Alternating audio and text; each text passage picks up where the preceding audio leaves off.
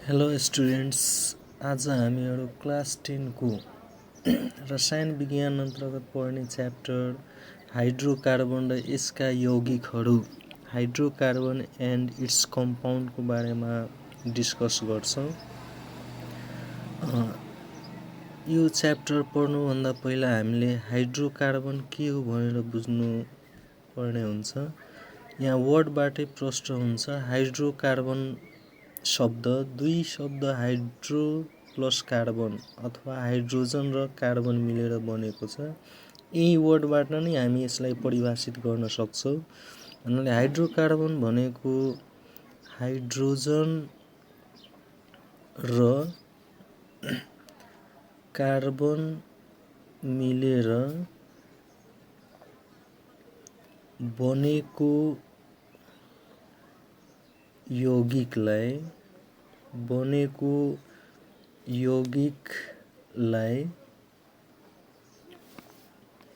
Hydrocarbon भनिन्छ। Next हाइड्रोकार्बनका प्रकारहरू।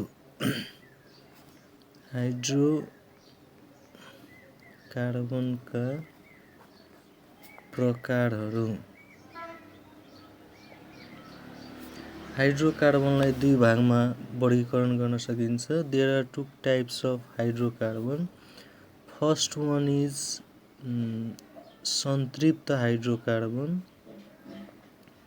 संतृप्त हाइड्रोकार्बन यसलाई हामी इङ्ग्लिसमा स्याचुरेटेड हाइड्रोकार्बन भन्न सक्छौँ। Saturated hydrocarbon. And second one is असंतृप्त हाइड्रोकार्बन।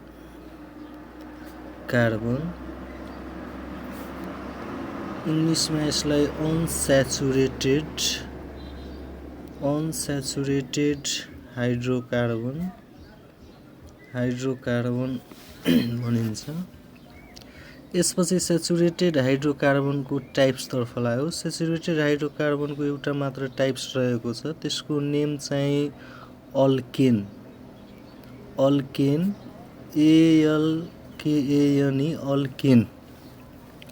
अनि अल्केनमा कार्बन कार्बनको बिचमा सिङ्गल बोन्ड, एउटा मात्र बोन्डले जोइन गरिएको हुन्छ, सिङ्गल बोन्ड हामी भनौँ। त्यसपछि अब यही टाइप्सबाटै हामी संतृप्त हाइड्रोकार्बनलाई परिभाषित गर्न सक्छौँ। कार्बन कार्बनको बिचमा सिङ्गल बोन्ड भएको हाइड्रोकार्बनलाई नै संतृप्त हाइड्रोकार्बन भनिन्छ। नाउ अब नेक्स्ट अनस्याचुरेटेड हाइड्रोकार्बन्सको टाइप्समा भन्दाखेरि यो दुई किसिमको रहेको छ। फर्स्टमा अल्किन अल्किन। अल्किनमा कार्बन कार्बनको बिचमा डबल बोन्ड हुन्छ भने अर्को रहेको छ अल्काइन। अल्काइनमा कार्बन कार्बनको बिचमा ट्रिपल बोन्ड हुन्छ। अब यसरी यसको टाइप्सबाट हामी असंतृप्त हाइड्रोकार्बनलाई परिभाषित गर्न सक्छौँ। कार्बन कार्बनको बिचमा डबल बोन्ड वा ट्रिपल बोन्ड भएको हाइड्रोकार्बनलाई नै असंतृप्त हाइड्रोकार्बन भनिन्छ।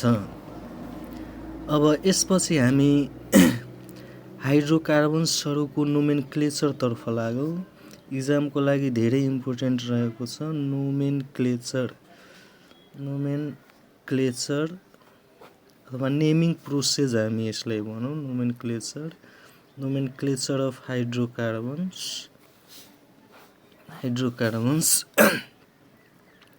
नोमेनक्लेचर पढ्नुभन्दा पहिला हामीलाई थाहा हुनुपर्ने हुन्छ। जस्तै कार्बनको सङ्ख्या 1 छ भने यसको लागि हामी मिथ युज गर्छौँ। कार्बनको सङ्ख्या 2 छ भने यसको लागि हामी इथ युज गर्छौँ सफिक्सको रूपमा। कार्बनको सङ्ख्या 3 छ भने यसको लागि हामी प्रोप युज गर्छौँ। कार्बनको सङ्ख्या 4 भयो भने यसको लागि हामी ब्युट ब्युट युज गर्छु। कार्बनको संख्या 5 भएमा पेन्ट। त्यस्तै कार्बनको संख्या 6 भयो भने हेक्स। कार्बनको संख्या 7 भयो भने हेप्ट अथवा सेप्ट। कार्बनको संख्या 8 भएमा सफिक्सको रूपमा हामी युज गर्न सक्छौँ अक्ट। कार्बनको संख्या 9 भएमा नुन। र कार्बनको संख्या 10 भएमा हामी सफिक्सको रूपमा डेक युज गर्न सक्छौँ। अब हामी नोमेनक्लेचरको बारेमा पढ्नु पर्दा पहिला हामी अल्केनको नोमेनक्लेचर पढौँ। Nomenclature of alkane.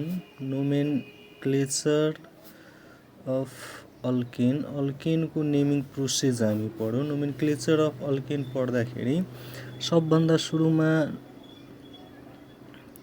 अल्केन जुन शब्द छ यो अलक प्लस एन मिलेर अल्केन बनेको छ।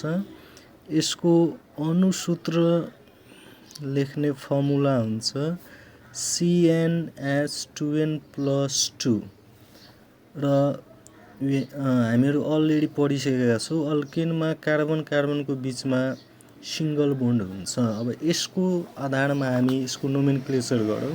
जस्तै फर्मुला अनुसार कार्बनको संख्या 1 भयो भने फर्मुला अनुसार हाइड्रोजनको संख्या 2 × 1 + 2। यस्तो हिसाब गर्दाखेरि CH2 2 + 2 गऱ्यो भने 4।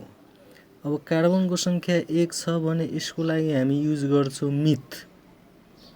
अनि यो अल्केनको सूत्रसँग म्याच हुने भएकोले मिथमा एन जोड्यो भने यो मिथेन बन्छ। त्यस्तै कार्बनको संख्या 2 राख्यो भने हाइड्रोजनको 2 × 2 + 2 भन्नाले CH2H6। कार्बनको संख्या 2 छ भने हामी सफिक्सको रूपमा प्रयोग गर्छौँ इथ। इथमा एन जोड्यो भने इथेन। त्यस्तै कार्बनको संख्या 3 राख्यो भने हाइड्रोजनको 3 × 2 = 6 + 2 8 हुन्छ। यसलाई हामी प्रोपमा एन जोड्यो भने प्रोपेन। कार्बनको संख्या 5 राख्यो भने हाइड्रोजनको 5 × 10 = 12। यसलाई हामी पेन्टेन भनौँ। यसरी चाहिँ हामी अल्केनको नोमेनक्लेचर गर्न सक्छौँ, नेम दिन सक्छौँ। अब नेक्स्टमा हामी एकदम इम्पोर्टेन्ट स्ट्रक्चरल फर्मुला संरचनात्मक सूत्र। अल्केनको संरचनात्मक सूत्र अथवा यसलाई हामी स्ट्रक्चरल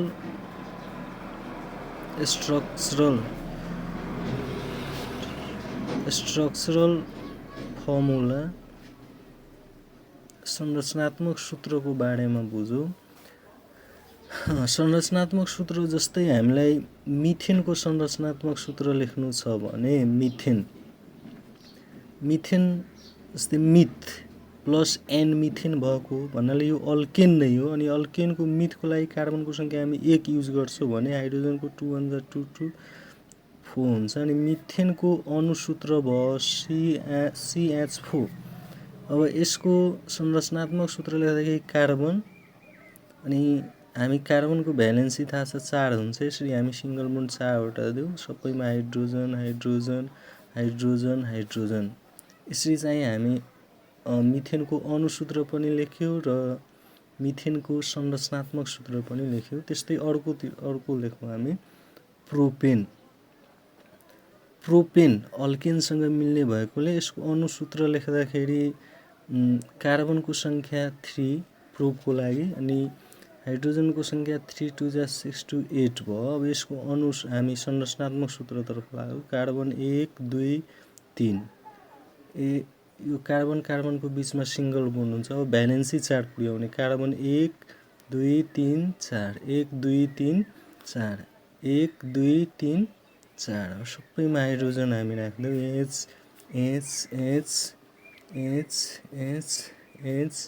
H। यो हाम्रो संरचनात्मक सूत्र भयो प्रोपेनको। यसको हामी एउटा अर्को फर्मुला आउँछ कन्डेन्स सूत्र भनेर। कन्डेन्स सूत्र हामी लेख्न सक्छौँ CH3 सुरुमा यो ग्रुपिङ गर्ने यसलाई त्यसपछि CH2 त्यसपछि लास्टमा रहेको छ CH3 यस्तो फर्ममा लेख्यो भने यसलाई हामी कन्डेन्स सूत्र भन्छौँ। एउटा अझै इक्जाम्पल हेरौँ हामी सेप्टेन अक्टेनको हेरौँ 8 अक्टेन कार्बनको सङ्ख्या 8 छ भने हाइड्रोजनको 8 दुना 16 2 18 यसको हामी पहिला संरचनात्मक सूत्र लेखौँ 1 2 3 4 6 7 8 कार्बन कार्बनको बिचमा सिंगल बोन्डले जोइन गर्नुपर्छ अल्केनमा भ्यालेन्सी चार्ज पुर्याऊ 1 2 3 4 2 3 4 2 3 4 2 3 4 2 3 4 2 3 4 2 3 4 2 3 4 सबैमा हामी एच राख्दौँ H H H H H H H H H H H H H H H अब कन्डेन्स सूत्र हामी ग्रुपिङ गरौँ CH3 CH2 CH2 CH2 1 2 3 4 5 6 7 CH3 8 यसरी हामी अल्केनको नोमेनक्लेचर र स्ट्रक्चरल फर्मुला लेख्न सक्छौँ। यो इक्जामको लागि धेरै इम्पोर्टेन्ट रहेको छ। अब हामी बुझौँ अल्केन पछि नेक्स्टमा रहेको छ हाम्रो अल्किन अल्किनको नोमेनक्लेचर र हामी कसरी स्ट्रक्चरल फर्मुला लेख्न सक्छौँ त्यो बारे अल्किन अल्किन शब्द अलक प्लस इन मिलेर अल्किन बनेको रहेछ अनि हामी अलरेडी पढिसकेका छौँ अल्किनमा कार्बन कार्बनको बिचमा डबल बोन्ड हुन्छ अनि यसको अनुसूत्र लेख्ने सूत्र रहेको छ CnH2n भन्नाले हाइड्रोजनको सङ्ख्या कार्बनको सङ्ख्या भन्दा दोब्बर हुनुपर्छ। जस्तै कार्बनको सङ्ख्या 1 युज गर्यो भने हाइड्रोजनको 2 CH2 भन्नाले अब तर यो हामी CH2 लेख्न सक्दैनौँ किनभने कार्बन कार्बनको बिचमा डबल बोन्ड बन्नको लागि कम्तीमा 2टा कार्बन चाहिन्छ। त्यही भएर यसमा चाहिँ मिथिन भनेर हुँदैन है हामी 2 देखि स्टार्ट गर्छौँ। कार्बनको सङ्ख्या 2 भयो भने हाइड्रोजनको डबल 2 2 जा कति 4 अनि कार्बनको सङ्ख्या 2 छ भने हामी यसको लागि युज गर्छौँ इथमा इन जोड्यो भने यो हुन्छ हाम्रो इथिन। त्यस्तै कार्बनको सङ्ख्या 3 छ भने हाइड्रोजनको सङ्ख्या 6